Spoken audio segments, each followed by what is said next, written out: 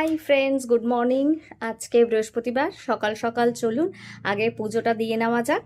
তারপরে আজকে ব্রেকফাস্টে বানাবো হচ্ছে চাউমিন। ঠাকুর ঘরের ঝাড়বাতি, এটা হচ্ছে একটা আলমারি ঠাকুরের, যেখানে সম্পূর্ণ ঠাকুরের জিনিসপত্র রাখা হয়। এই যে সব ঠাকুরের জামা কাপড়, যা যা প্রয়োজনীয় জিনিস সব কিছু রাখা হয়। আজকে বৃহস্পতিবার, তাই মা লক্ষ্মীর ঘট পেতেছি। এই হচ্ছে আমার মা লক্ষ্মী, গণেশজি, আমার বড় গোপাল, এটা আমার ছোট গোপাল, এখানে আছে শিব ঠাকুর, বজরংবলী, রাধারানী। তো আজকে আমি প্রসাদ দিয়েছি রসগোল্লা।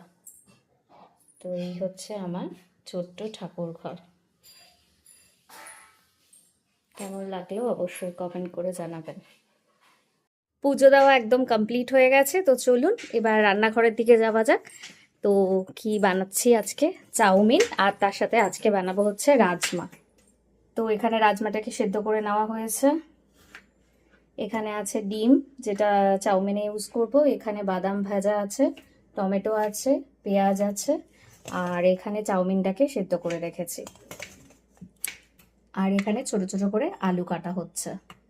তো চলুন ঝটপট করে চাউমিনটা বানিয়ে আপনাদের সাথে চাউমিনটা শেয়ার করছি। স্কুলের টিফিনে যেরকম আমরা চাউমিন খেতাম, ঠিক ওরকম টাইপের।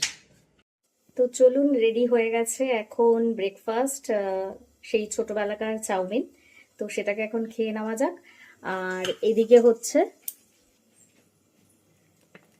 রাজমা, প্রায় হয়ে গেছে, আর একটা সিটি দিয়েই নামিয়ে দেব। তো রেডি হয়ে গেছে রাজমা, দেখতেই পাচ্ছেন কালারটা বেশ সুন্দর এসছে। তো আজকের মতো ব্লগটা এখানেই শেষ করছি। সবাই খুব ভালো থাকবেন, আর কালকে আবার নতুন একটা ব্লগে আপনাদের সাথে দেখা হবে। আজকের মতো টাটা।